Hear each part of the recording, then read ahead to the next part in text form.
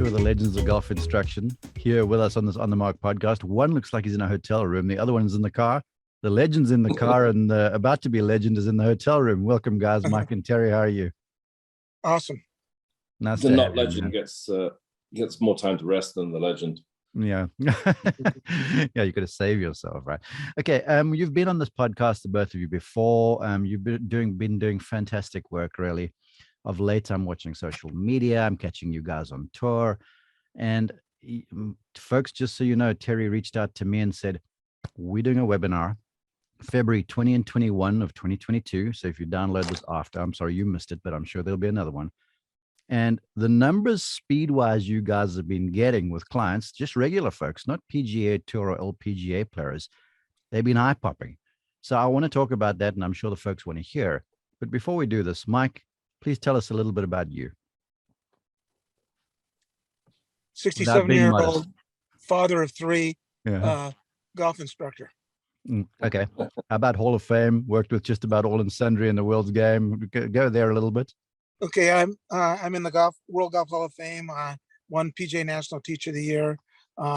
Ranked anywhere from 2 to 3 in the world on Golf Digest. My players won 150 times, 15 majors, 26 USGA events. So there's more, but that's kind of the gist of it. Yeah, who's counting? Like I said, folks, if you're watching on YouTube, you'll see him sitting in the car, ever modest. And that's who he is. He's the legend. Glad to have you. Terry, you're about to be the legend. Tell us a bit about you. I feel like there's that video on YouTube, where Tiger Woods gets introduced and Phil Mickelson goes, and it's enough already. The list is much longer when we actually do the list with Mike for real. It's unbelievable what he's accomplished. And, I think the big lesson is, as Mike said, he's 67 years young, and he's as hungry as anybody to learn more and more the next day, which is hopefully what will show up today. Well, that's what the both of you guys do, and the same thing with you, Terry. I mean, you're childlike in your endeavors to seek out new information, whether it's 3D or whether it's talking to players or whether it's spending time with guys like Mike. It's a hallmark to me of all great achievers, especially on our side of the fence when it comes to golf improvement. Yeah, well, Terry's a brilliant instructor. He's worked his butt off, and he's he's like me. We're never satisfied with our information. There are questions that have to be answered, so we need to have the information. Terry, I think there's a little sort of a practical laziness to us in some level, and that when we don't get the results we want, then it sort of drives us to make it easier. And the consequence is we're trying to make it easier for everybody else as well. We have an unbelievable team of people that we can utilize to talk to and help us understand things better. Yeah. And the golf industry itself has moved so fast, in the last 10 or 15 years in terms of all the technology and facts that are coming in, with things like sports bars and launch monitors. And, when we're working on speed, we're using force plates, which, it's almost impossible not to, get the absolute maximum, not using force plates. I mean, we can still get pretty far down the road, but, it really helps to get this feedback. And the technology teaches us to be better teachers too. So we're very much a product of the environment we find ourselves in. And, the curiosity that we have probably is the thing that drives it along. Two things. Folks listening to this podcast, I'm very self-serving in arranging it because I'm learning all of the time. And secondly, if we had to take two to do, Terry, I'd have you introduce Mike, and Mike, I'd have you introduce Terry, because that would go a whole lot better, I think. Yeah, we usually do that. All right, let's dive in. First off, let's tee the event up for those folks who are downloading this before February 21, I believe it is. Tell us a little bit about what you're going on there, guys. First of all, Mark, good news. What's that? They can do it after and still get everything, because everything's going to be recorded, so they can get everything. All right. And where would one go? Because yes, I'm going to read out the list of guests you guys got besides these two people, and you can watch this on YouTube. Dr. Mike Duffy, Young Hu Kwan, Dr. Phil Cheetham, Dr. Eric Henrikston, Dr. Sasha McKenzie, Bruce Rierick, who's been on the show. You guys are about the only two doctors that aren't on the show here, yet you're doctors of golf. I mean, the list of guests you have is mind-numbing. Mike's nickname is the swing doctor, by the way. Mm-hmm. Okay. And I'm the one that needs a doctor. So So tell us about, so tell us a little bit about the event before you share, you tease and you share some of the nuggets. So basically, we have it's actually a 4-day event. So it's going to be live online, the 20th, 21st, 27th, 28th February 2022. It's available on www.ultimategolflesson.com, and you go to, sign in. The sessions will be recorded because, there's going to be a significant amount of content. It's actually an unbelievable deal, in my opinion. You get all those people for, 20 plus hours of, presentations for $300. But then Mike and I have been busy filming lessons because, our feedback is that they want to watch us teach and put it into practice. And so some of the content you've seen online recently is us, having fun with our friends and students, filming lessons and getting some incredible, gains. But, it seems like we're putting on for the show, but, we do that every day, to be honest with you. Gains of 10 miles an hour. I mean, and this is not the outliers you're picking. Yeah, this sort of seems, it's an average number, right, Mike? Well, we've had, good friend of mine, Bob Ford, we saw him at the PGA Merchandise Show, and he was complaining how short he was hitting it. Mm-hmm. He said he didn't even have to get out of the cart to hit it, but he came in, spent an hour with me, and we worked on it, made some changes, and he left hitting it 11 mile an hour faster and hitting it longer and straighter. Terry had CL Knoll in last week, and he started off. What was he hitting it? What was his club head speed when he started? Well, I think on tour is usually cruising like 115, but he was trying hard in the tour average. Yeah, he was trying hard in the Bay before, and he got 117. And he even said, I've tried really hard to get speed before, and this is what I got.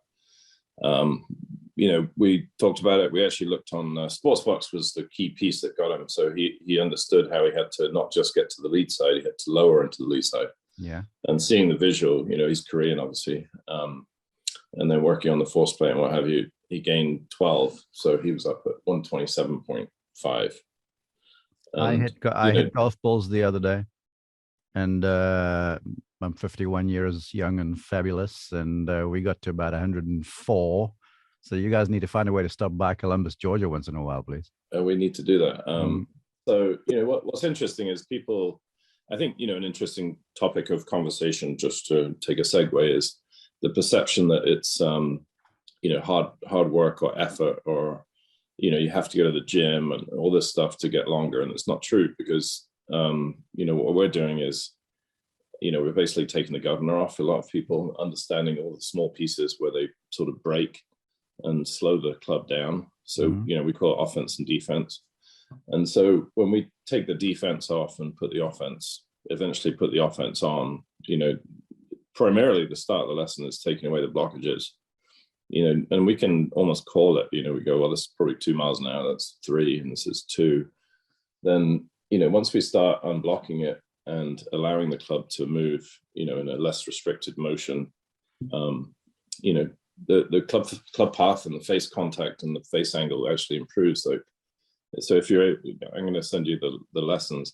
If you're able to watch the lessons, you'll see that everyone's hitting it, straighter and more solid. It's not, we're not putting in like this, out of balance effort in order to make a number appear, and then, the shots are all over the place or people are hurting themselves. It's actually the opposite.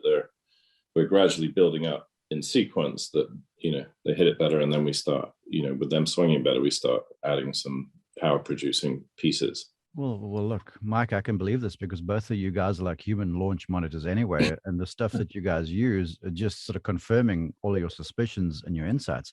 So my question for you, because you've seen the comings and you've seen the goings, and now you've seen the comings and the goings again, and now you're getting to work in an environment that is the same in many respects, but different also. So I'd love to hear your take, and I'd love you to explain to the listeners, not the evolution of instruction as such, but how even though we've got all the stuff at our disposal, the levers that people create to get power are pretty much the same. So I'd love your take there, please. Well, basically, first of all, if somebody is swinging their best, we can't add an ounce of power, Yeah. because what we're doing is we're plugging all the power leaks and beginning to help them to utilize the ground better. And 99% of them are been inhibiting and restricting and have a ton of power leaks. So it makes it easy for us to do it. We teach them how to hit the ball square. We want to get the club face square on the middle of the golf ball. And once we get that happening, we start to ratchet up the speed by helping them to utilize the ground better. See, not everybody utilizes the ground the same way. Okay. And that's one thing we're going to talk about in our program coming up. Is Mike Duffy's done a ton of research, and somebody who is a front post totally has a different power way they use the ground differently than somebody's rear or center. So what we do is just to embellish on that real fast. So for understanding sakes, because I'm a big one on that, as you know, for the folks listening who might not understand front, rear, and middle post, that's basically forward leg, trail leg, and in between the two in terms of right. Okay. Good example. Okay. Two people that I'm working with right now. One is Aaron Badley, who is very much front, and he's his right hand is very much on top. Okay, so he shifts to the right, but he gets to the left much quicker and utilizes the ground differently. He's going to be more vertical oriented with some spin. Okay. You have Luke Donald, who is very much under, and he's a rear post. So he shifts to the right and then back to the left. So he is more horizontal and torque and not as much vertical. So what we're doing is we're going to emphasize the areas they need to and get everything working properly in the right sequence and staying in the right power windows. Terry, I think, as I listen to Mike there, well, I don't think, I have it in my spirit now, so this is real, where, people know just enough to be dangerous when it comes to this sort of stuff, and they read about ground reaction forces, and the next thing they hear about the vertical aspect in the golf swing and blah, blah, blah. But to Mike's observation there, they aren't really aware of who they are and what they should be doing. So why don't you go there, please? Yeah, I think I'll go with technology first, or including video cameras. So basically, in my opinion, there's these waves of technology. So this new thing comes out at the start of the wave. The tendency of all golf instruction is to move everyone to the average. So you have a launch monitor, and they say, well, everyone should do exactly this, and so they squeeze everybody into this box. As technology improves and people are trying to get better, then other avenues appear that people can get better at, right? And so that's the same with force plates. It's the same with 3D motion capture. And it's very much the same with video, trying to make everyone's swing look the same. So I think if you just take all types of technology and say everyone doesn't do it the same. Now, to go back to the ground forces that we were talking about, Mike Duffy's and us will say, it's complete fool's errand to try and use the style of, ground force that is not yours. And it just doesn't work. You can't, when people say to me, well, surely you can learn a new system, right? And we go, well, no, actually, why do you play left-handed? So why does Luke Donald move to the right, a lot and produce his power from there? I mean, Mike didn't mention the fact he's also gained 10 miles an hour. Incidentally, you told me that, just to folks, just open disclosure, because Terry and I connected a couple of weeks back, and we might have had a drink and just chatted some golf instruction stuff. And you said to me he gained 10, and I was like, huh, really? And I was believing because it was you, but I was disbelieving because it was just, I'd known Luke Donald for that long, and he's always been Luke Donald. He's always been right around 107, 108 miles an hour. He is now consistently 117 to 119. I made a point of watching him hit, funnily enough, the following week in Phoenix. And I was like, my goodness, look at this. All right, so go more there, Terry. So the danger of all technology is to become the average of all of them. Once we start talking about people having, different buckets to move within, we sometimes get some different looks. But if you just say to yourself, well, look at your friends playing golf. I mean, just regular people, anybody, their swings really haven't, some take a lot lessons, some don't really take any, and their swings don't really change that much over time. Mm-hmm. And so there's almost like this, obviously it's our nature, and Mike calls it, there's a blueprint that each person has to maximize their performance. So really we're just trying to convince, our job is really to educate and tell people that people move differently.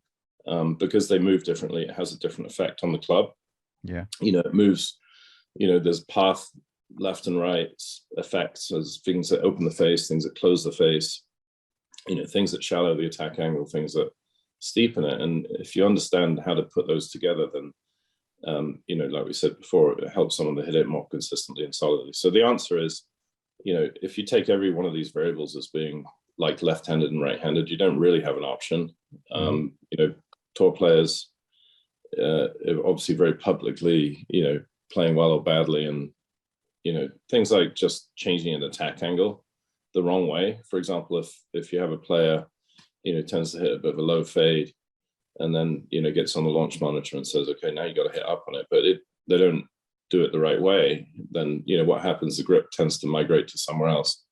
And we look at their swing and wow, they look, out of balance, and, they look sort of uncoordinated. But the reality is it's just one mismatching piece that came in to throw them off. So the answer to your question is we are naturally doing a lot of other things, including, being left-handed, right-handed, moving to the right more, moving to the left earlier, using different forces. I mean, you can push really hard towards the target, you can push really hard off the ground or into the ground, and you can also create a lot of rotational speed. And so those three sort of blend, they're never isolated from each other. Yeah. And that's what, Mike and I teach, is how to max out, the pieces that make those work best. And that's what Mike Duffy is telling us, that it's a fool's errand to try and get the ground force that doesn't suit you. And some people, don't need to jump, some people actually need to rotate harder or push harder from their back foot. You know what? You just saying that has kind of unshackled a lot of folks listening to this. And it eases my heart rate and my blood pressure a bit, because you know what it's like as two well-respected instructors. You go down ranges, wherever you might be, and you see folks, and Mike, to use Terry's term, fool's errand, and your blueprint, that they are chasing fool's errands to not try and swing the way they're capable of swinging. And then they're trying to do the stuff they might have read in a magazine. So I guess my question to you is, this is the kind of thing you can't just go chasing by yourself without decent counsel. Is this correct? Correct. I mean, basically, you have to have somebody in the know who knows what you should be doing. I mean, what we have a lot of is there's a lot of what we call method teachers. Yeah. They have a method, and it's worked really well for them for a certain number of students, but it doesn't work for others. And what we like to believe is you need to measure them and deal with every student as an individual, and then build it from there. Along those lines, because I had a situation like this with in my spare time now, I'm a volunteer coach for a ladies' high school golf team. And this young lady was hitting nothing but pulled slices, very weak ball, sort of standing up in the air, because some guy, well-meaning, because everyone's well-meaning, what instructors I would like to think, where he'd say, well, you got to swing it back and try and you reach the club this way in like a shake hands position. Well, this thing was way outside the line. The face was wide open, and the only way she could go was left. But she didn't really understand the ball dynamics and how the ball travels. She just thought, if I do this, it's going to go better. The more she did this, the worse it got, the more the athlete in her reacted. How about your commentary there, gentlemen? Well, teach them that, basically the ball reacts to the club face relative to the path. And what the face is relative to the path determines the curvature. And so we have to arrange our body in a manner that allows the club to attack the golf ball on a correct path relative and face relative to that path to hit it on line. Because drawers swing differently than faders, and faders swing differently than drawers. High ball hitters, low ball hitters, they're all different. And understanding what we're trying to do, and the student needs to understand what the goal is and what we're trying to do, and get them hitting. We have them hit a lot of really short shots, learning how to square the club face and hit the middle of the golf ball. And when they do that, then we expand the arc. Terry, those elements that Mike listed are the non-negotiables, but the golfers can go about respecting those non-negotiables in different ways. This is essentially what you guys are doing with regard to speed, right? Correct. Yeah, we teach a ton around setup, to be honest. I mean, 80% of what we do is changing somebody's body position to facilitate a swing that delivers the club at the target, right? So just a simple example, if somebody has a really restricted external rotation of the trail shoulder, then that club is going to want to swing, steeper down on the ball and more to the left. And so, the solution to allow them to play better golf is not to tell them to hit up on the ball and swing to the right. It's to close their stance and facilitate that, right? So, just telling them what to do is nice, but you might actually hurt their shoulder by telling them to do it. But the point being is, once you get them lined up to the target, the outcome, the target is, and their intent is part of the golf swing. And so once they're able to hit shots, relatively freely because their shoulder's stiff, now they pull their right foot back, play from a close stance, they launch it higher, it doesn't curve. So now they can add some speed, but they can add some speed their way. And that's an extreme example, because what we do sometimes is more subtle. But we have tools like stance width, foot flare. Flare is a big one. I'd love you to go there for just a little bit, because I watched some of the golf this morning while I was catching up on paperwork, and there was one or two golfers that had that forward foot and so the trail foot incidentally flared out. Where I was a young man growing up, and I had that Hogan Modern Fundamentals book, and Mike, you can bet your bottom dollar my trail foot was perpendicular to the target line, and my forward foot was flared, and I didn't wind up real good, and I spun out really quickly when I was not in position. Well, what we found is a simple way. If you stand there and have them swing continuously 5 times, continuous back and forth, back and forth, back and forth, their feet will arrange themselves in a position that allows them to create force and balance. Yeah. And it's amazing. Let them discover it. Yeah, I really like that. So that's the foot flare. Terry, talk about the stance width, because I was talking about the non-negotiables, but most of the club golfers listening to this, you talk to them about getting more speed, and they will go, well, I got to turn more. That's like the thing, where that's just a part of the entire equation. Then they'll also hit you with, I've got to widen the stance. And then the next thing, these guys and girls look like a tripod without the third leg, and they just can't really move anywhere, where I've seen some really power hitters with a narrower stance. So talk about that some. Yeah, I mean, that goes together with, so if we talk about using the ground, it definitely relates to, the posting test that we do. So whether you move a lot to the right or move early to the left. Mm-hmm. And that's facilitated by the stance width. So if you're standing wider, it is going to make you move more to the right. So it's going to increase what we call lateral force. Yeah. Narrow is going to take that out. And so, you have to know what you need to do, right? And so the biggest, I mean, we could go for 2 hours on like misconceptions, right, of speed. One of the big misconceptions. I've only got a daddy-daughter dance later this evening. You can go. So one of the big misconceptions of getting speed is you have to move more to the right, and that is actually relatively. It's relative small number of people that potentially will do better with that, but that's one of the things. So foot flare, stance width is what we use to regulate the amount of lateral motion and force that's produced. And that's like a recipe, and you're building the perfect chocolate cake. Yeah. And, you need the ingredients to blend everything together. So you remember we talked about the person who come down a little bit steep. Now, obviously shallowing is a big deal, in the golf vernacular these days. And, it's very difficult to do with any lateral force. Rotation and vertical, or let's say rotation in the start of the downswing without lateral is gonna push the hands out. Potentially too much for most of these golfers. So judging how to sort of manage those variables is what we do when we assess people. And then, it's like we have a bunch of dials, in our brain. And when we're trying to get them to hit it more solid and then faster, we're just adjusting the dials, which, like we said, includes stance width, foot flare, and alignment. Okay, Mike, I want to go here because you guys have seen it countless times. People listening or watching this have experienced it, where you get a club, and you go, they might get on a launch monitor and they see their number. And first off, they're like, oh my goodness, that launch monitor is broken because I swing faster than that, because this just doesn't look right. Then they try and go faster, and they end up seeing a club head speed number that might even be lower, if not the same. So I want you to package that for them, because I think folks are disconnected between handle, club head, and body acceleration. Well, basically, I mean, a simple way to increase speed is start off by allowing the arms to swing faster. Get your grip right and allow the arms to swing Sinner faster. with that observation, you sinning. Come on now. And the legs immediately begin to move faster. But we just, I mean, until we measure people, we really don't know the direction to go. I mean, it's not like throwing a dart and say, let's start here. We measure them, and that gives us the answer of what's missing, and we add that piece. Understood. But still, I'm because people are going to be listening to this and they might be waiting for the speed webinars, and they want to go and gas up a little bit this afternoon or tomorrow when they hit.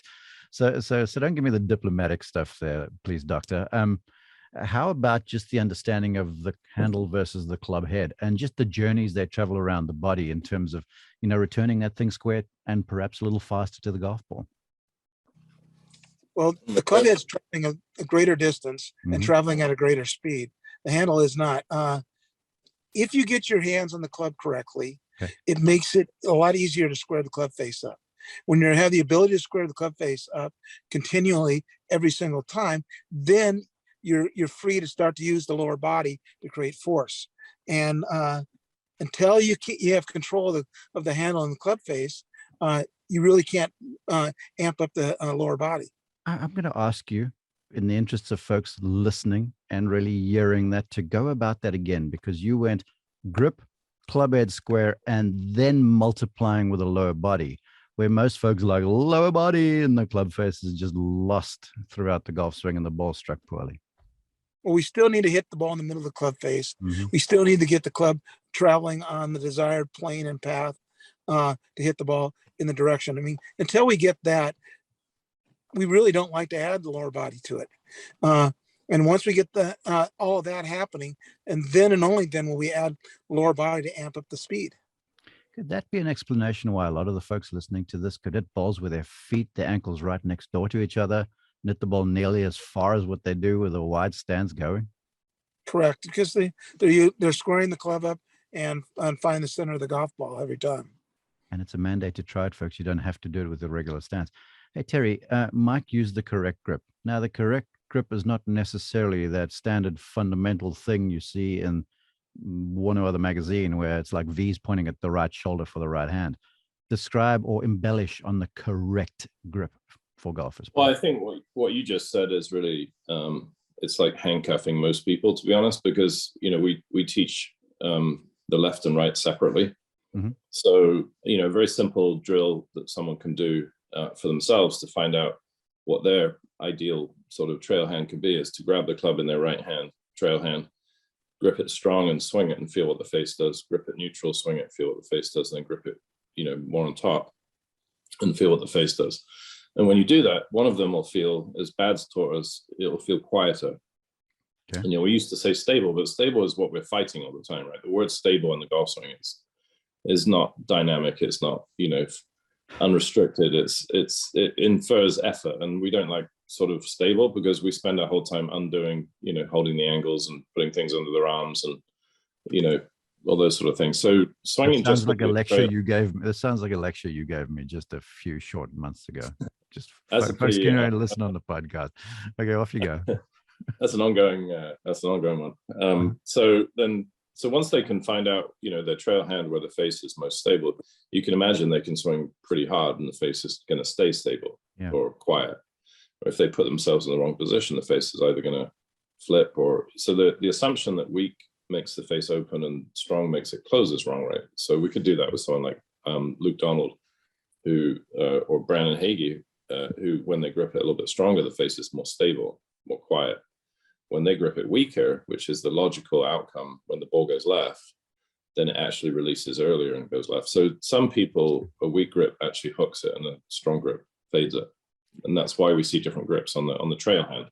All right. So that's the trail hand. You referenced doing the lead hand check as well. I'm loving this. Please go to the lead hand.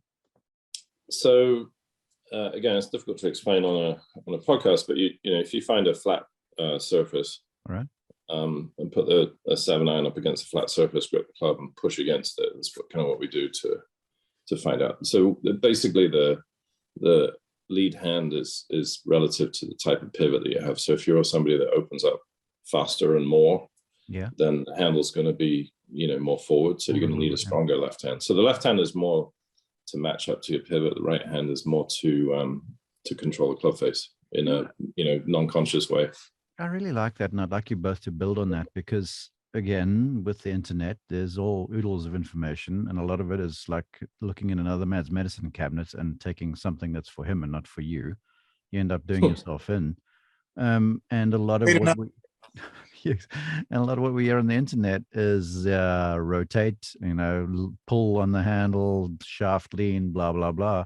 But for 90% of the world's golfers, that's not the way to go. And I love what you say there, because certain folks sling their head a bit more, and certain folks with they more pull on the handle some. Mike? Yeah, right. Yeah, I mean, you're exactly right. I mean, that's half the what we're doing with our screens. We're trying to figure out how they should deliver the club, and whether they're going to be more of throwers or pullers, and it's going to be more body oriented or more release oriented. And we believe that the right arm has got to straighten the entire time. The only time the club face is square is when that right arm is straight. We like to get them around the left leg. How much they're pivoting through around the left leg is different for everybody.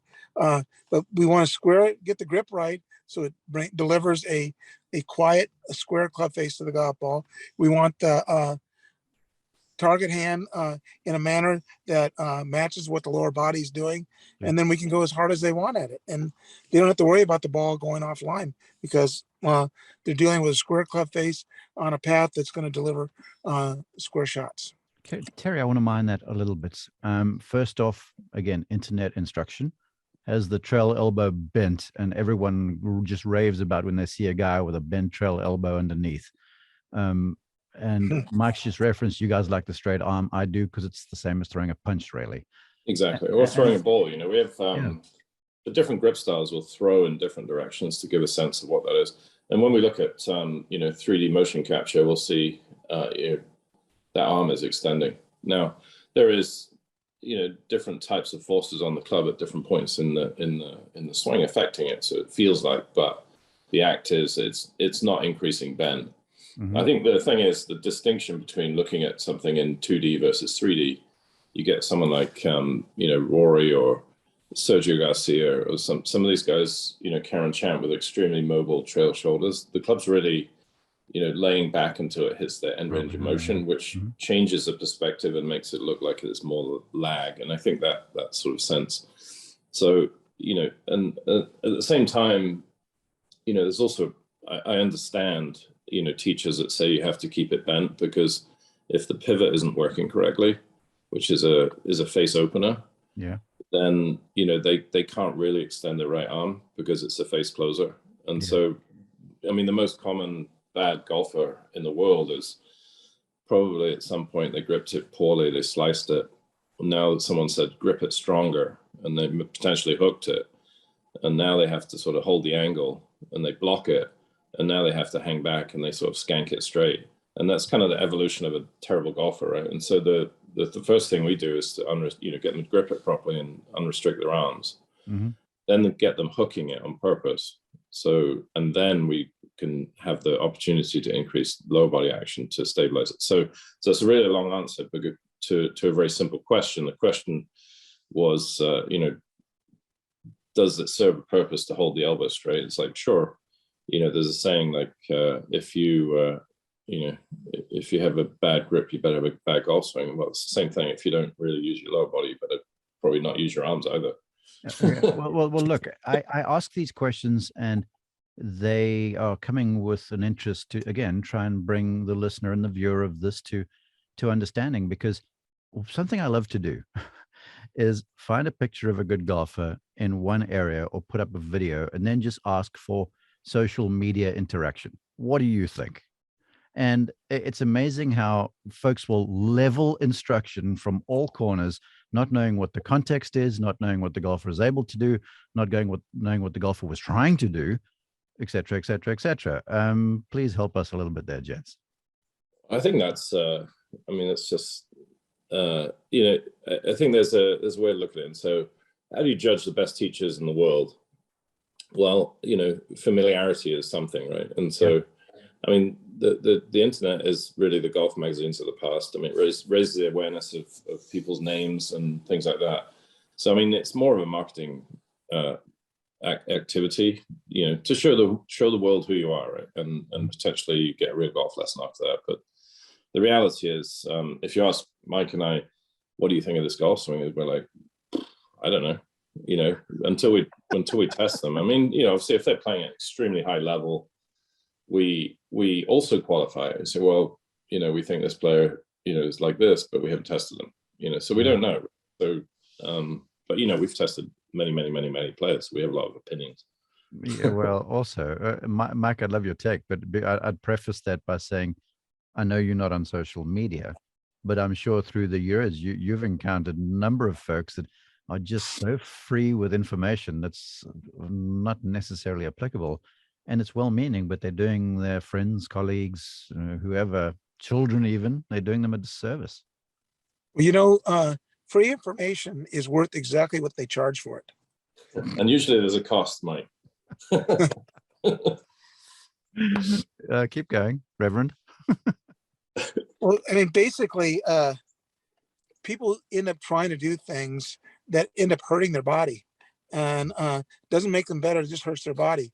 And it may work for some people, but it's not going to work for the majority of the people. Unless you're measuring people and determine how they move in time and space, give them a prescription doesn't do it any good. I mean, how many doctors do we take? Okay, well, I read this online, and so I need to take this medicine to make me better. Well, until they know what the symptoms are and they've checked you over, they're not going to prescribe something to you. And we feel the same way. It's pardon? I said context is so important. Yeah, you need to know where they are and what's happening. And I mean, understanding injuries, understanding how they move in time and space helps us to understand what we need to do. I mean, we try to fix the smallest thing to make the biggest change, not make the biggest change to make the smallest change. Yeah, amen. Less is more. Okay, I've kept you guys for a long time. Before I let you go and before I let you remind folks where they can go for the speed webinars, it's great stuff. Everyone loves to peek behind the curtains, even myself. You know, when you've worked with an elite golfer, or you were caught on TV the other day, Terry talking with Rory McIlroy there. So, and the first question I asked you off air was like, so is there something I need to know? So what I want to know, Terry, is like for Luke Donald, not that golfers, and I'm prefacing, folks listening and watching, you mustn't go and try this. It's Luke's stuff. But what did you and Luke do expressly? Share what you can. Mike, why don't you go ahead? Mike? Well, with Luke, the main thing we did was he is a rear post golfer and he's an under golfer. And they've been working on taking his right hand and getting it more on top and getting him more centered. So basically he was fighting his body. Okay. And once we got him shifting to the right again and got his right hand more under and allowing him to release it properly, he started hitting it with speed and accuracy. All things we freed him up. And Terry and I have worked very hard with him to get rid of the inhibitors. Tremendous. Terry, not that Brandon Hagee needs more speed, but you somehow and got this guy to gain a little gas as well. Tell us about it. You know, the funny thing is, it's like, what I find with golfers is that, you know, if you improve their mechanics somehow, then the thing they're good at, they get better at. And Brandon, no matter what you do, he gains speed. You know, so we literally like change his foot flare a little bit, change his stance slightly, and bam, 10 miles an hour just appeared out of nowhere. So wait, you know, he's not chasing. Stop for 1 second, folks. Terry texted me, and I'm going to actually read the text, okay? Because this is the promise. If you go and listen and go and have a see what these guys are up to. Terry goes, we can discuss all things pertaining to gaining speed without going to the gym or hitting it crooked. Smiley face. So you just just flared his feet, changed his posture a little bit, and off he goes, 10 miles more. Well, then, it enabled him to deliver the club, in a square fashion, and his body then unrestricted itself, right? Mm-hmm. So, yeah. So, just in regards to testing players, I mean, let's say there's 200 players on the PGA Tour. We tested many players. So, sometimes you'll catch us testing players. So that's what happens. But that's how we understand how to make sense of all these different angles and styles, and we also understand when we're watching TV who's matched up and who's not for that week. It's kind of interesting. Well, incidentally, people, the first thing I looked at after I caught wind of Terry spending time with McIlroy was when PGA Tour Live ESPN Plus came on this morning. The first thing I looked for was a McIlroy ball speed number when it was available, just because I know who you are. One more. Let me clarify that, because it's obviously people have their own teams and relationships and things. Mm-hmm. I tested his right hand grip. He actually had an interesting comment. We're just talking generally, and he said that he was chasing speed, but he lost his ability to control his iron distance, things like that. And so I think that's an example, in my opinion, of somebody chasing speed, with effort and not necessarily with building it up in the right sort of sequence of things. Mm-hmm. Yeah. Well, along those lines, and I'll let you close, Mike. I had interviewed Bryson DeChambeau for like 45 minutes, December of 21, and he was on the show and he talked about it and said the initial speed surge from him came about getting big, heavy, just getting heavy on the ground and swinging hard as he could. Then he spent time with Kyle Berkshire, and now he's lighter. The swing arc is wider, and the levers are entirely different, and he is delivering the club faster. And that's what you guys are up to. Yeah. Well, Kyle is fortunate because Kyle has a terrific teacher in Bernie Najar, who's a good friend of ours. And Bernie utilizes our concepts, and he understands what they need to do to get better. Leave us with the interesting with Bryson is when he first came out after having all that speed gain. I chat with him, and he was shocked that he would have 200 miles an hour ball speed at that time. In his net in the backyard, but when he came to the golf course, he was like 185 and not quite taking it to the course. Yeah, and that difference is the difference in how we teach. We teach, so because the human is playing golf and trying to hit a golf ball, especially at that level, they're trying to hit the golf ball in a certain way and make millions of dollars. Their determination to get fast is limited by their determination on a subconscious level to hit it where they need to hit it in order to make a good score, right? And that was what was the dichotomy that he had at that point. In my opinion, is he was doing things to gain speed, but the determination to win that tournament that week was down regulating him on some level. So we try and make sure that the human who's trying to get faster is hitting better shots, and then they relax and can transfer it to the course more easily. I love that, because it brings to bear the accuracy and precision thing, Mike. And I'd love you to put the bow on what Terry just said, because speed is one thing, but speed misapplied is dangerous. And in the end, it's about the number on the bottom right hand end of our scorecard. That's exactly right. Being able to control distance, being able to hit it pin high every time and hit it at the target. And we don't ever want to sacrifice that. Mm-hmm. And we only build speed if we can maintain the other. Terry and I are very, very cognizant of keeping the player swinging within themselves and not out of balance. It's not powerless effort, it's effortless power. Mm-hmm. And like he said, most of the things we do, we work with setup. We get everything set up properly. And once we get the setup right and we get him delivering the delivery system correct, then and only then do we add speed. So it's not a reckless thing. Let's go as hard at it as you can. Well, let's do it within a certain reason. Tremendous. You guys are the best. The interesting thing, just to go back to that example about Bryson and Mike explaining how people should have a good score. I played golf the other day with 3 people, and the 3 of them all had different reasons to play. So when we talk about the regular golfer, some people just want to hit 5 bombs around, they don't care what the score is. So go for it, right?